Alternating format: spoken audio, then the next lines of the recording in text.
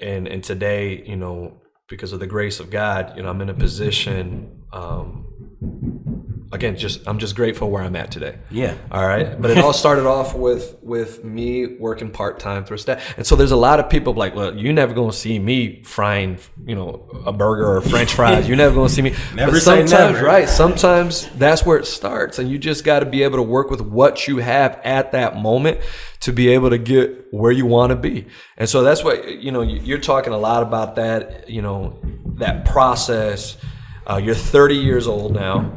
Yeah. You've got Wolf Talk. You're doing fundraisers. You're working up, and yet your eyes, your vision is set on the future. You know, this is what I want to be, and I understand there's going to be a process to get there. And I love that. You know, and I wish a lot of, you know, if anyone's listening, if you're just starting off wherever you're at, it's going to be a process, but always keep your eyes on where you want to go. And understand that you're going to have to go through that process. You're going to have to go through the fire and the storm. Nobody is exempt from failure or success or going through trials and tribulation. Mm-hmm. It's that simple. Like, we all go through it. Yeah. And, you know, going back to you know, what I want people to hear, don't give up. Because if I would have I wouldn't be sitting in front of you two Go to Instruments, Todd Wolves in Your World, if I gave up. When they took, you know, Davenport didn't accept my 78 credits from Alma. You said they only took like 32 credits? They took 24. Oh, 24. Wow.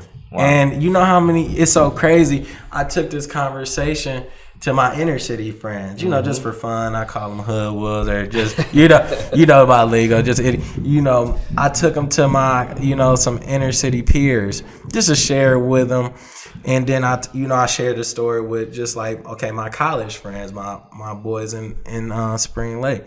And I told each story, and it's so funny, the difference. Like, I took it to my inner city friend, and they was like, oh, bro, you might as well, you know, keep hustling, keep gambling, you know, forget that school stuff, you know, they ain't gonna get you whatever. Just, you know, keep working and try to get a team lead as a factory line. You know, they tell they were fearful. I sense fear in that conversation. I sense giving up, like average. Like, okay. Then I took the conversation to my Spring Lake friends and, you know, my college boys, and they was like, so what you gonna do to your father? I said, I'm gonna just still take the enrollment, start the classes. You know, the financial aid lady, I said, you know, your financial aid will be running out, but you know, if you keep your grade point average at a certain level, whatever, you'll get scholarships and things like that. So I stuck on the positives, like, okay, what if I don't give up?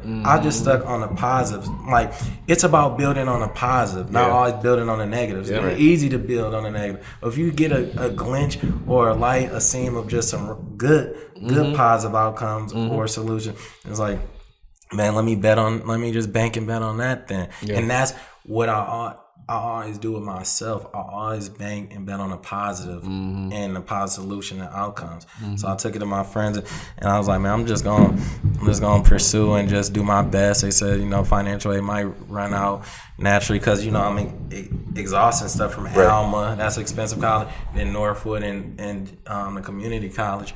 So, you know, after, you know, talking to my Spring Lakers and stuff like that, and they liked it, and my college friends, it was like, you know, yeah, that's inspiring. Don't give up, you know. It's so interesting how the people we surround ourselves with play a big part into that's the mentality. That's what I was getting to. And I think you just said something key there, Jesus, is the people we surround ourselves with, right? So, you know, I grew up in a neighborhood that was pretty rough, okay? And these were the people that surrounded me.